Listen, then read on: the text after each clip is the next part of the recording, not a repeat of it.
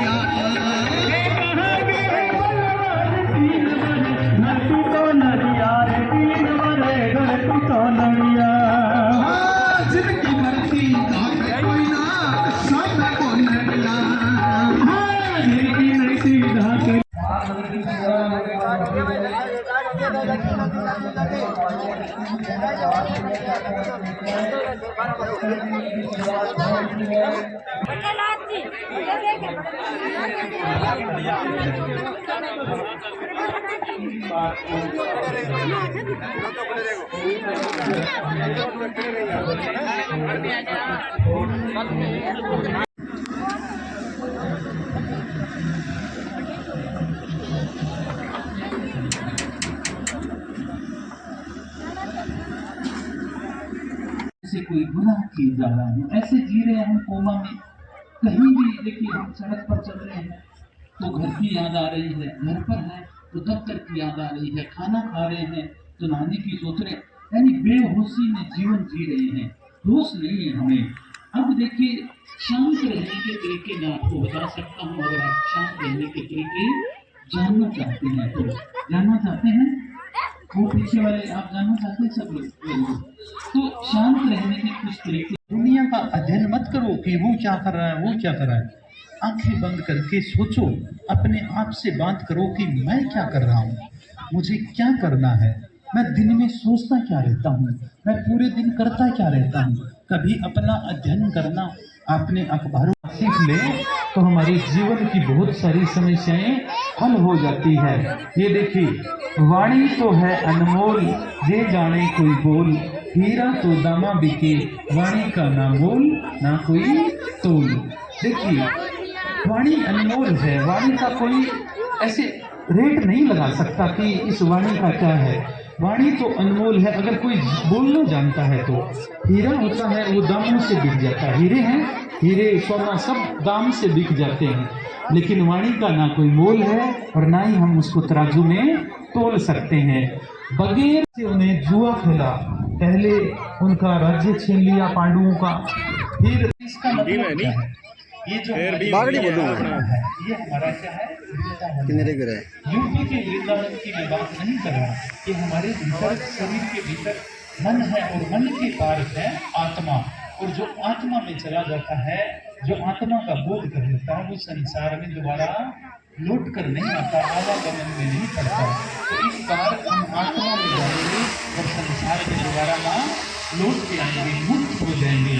तो ये भजन अगर आप सुनना चाहते हैं तो झूमना चाहते हैं तो झूमे, इधर से बजेगा भजन, बजाएंगे ओके करें। पिछले 6 महीने में और 6 महीने में ये सबसे बड़ा भव्य सत्संग आज होने जा रहा है यहाँ पर मिर्जावाली में।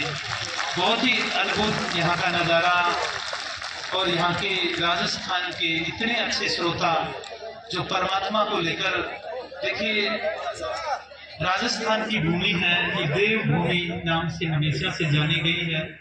जितने भी संत अवतार हुए हैं वो राजस्थान की भूमि पर हुए हैं। लेकिन मैं हरियाणा से हूँ, हरियाणा की भी थोड़ी खूबी बता देता हूँ।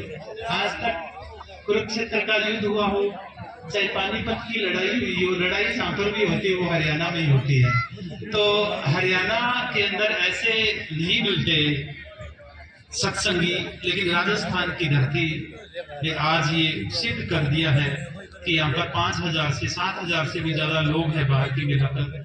तो बड़ा आनंद आया।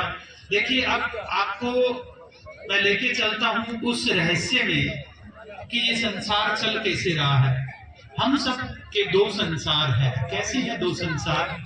एक हम का अलग से संसार है। अब बाहर कोई सड़क पर जा रहा है, वो बड़े संसार का हिस्सा है। आपके बड़े संसार में तो है, लेकिन आपके छोटे संसार में, आपके ना तो वो परिवार में है, ना दोस्ती में है, कहीं भी नहीं है।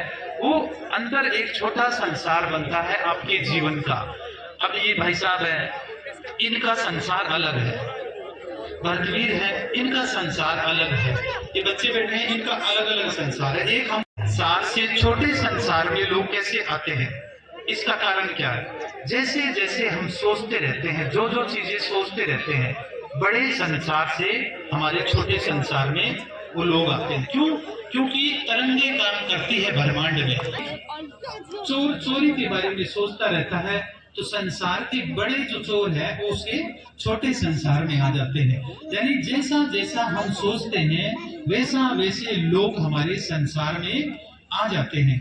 और देखिए अब मनुष्य खुद अपना ही तो मित्र है और अपना खुद का शत्रु है। ये गीता का एक श्लोक है, अपने द्वारा अपना उद्धार करे, अपना पतन न करे, क्योंकि मनुष्य स्वयं ही अपना मित्र और स्वयं ही अपना शत्रु है।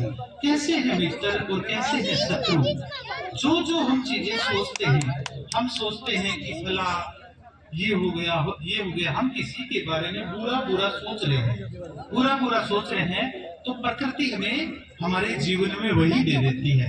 आज ये एक जीवन का परम रहस्य मैं आपको बता के जा रहा हूँ।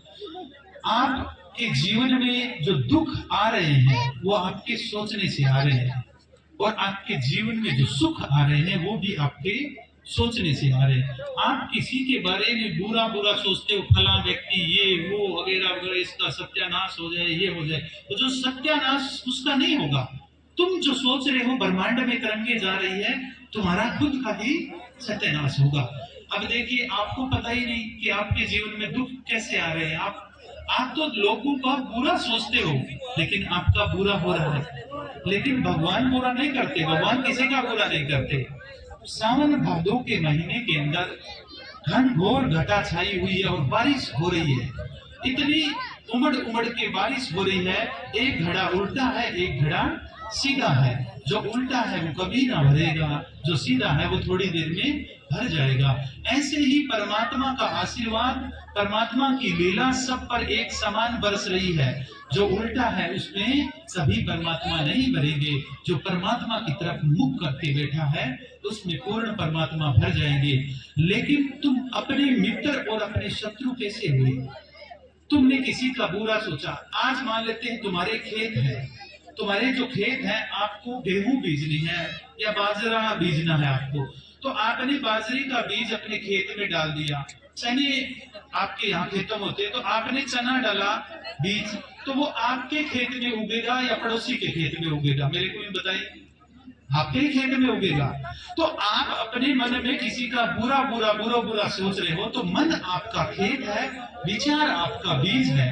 अब आप बताइए, आपका खेत के अंदर जो आप बुरा बुरा सोच रहे हो, तो वो बुरा किसके खेत में उगेगा, किसके मन में उगेगा? हमारे खुद के।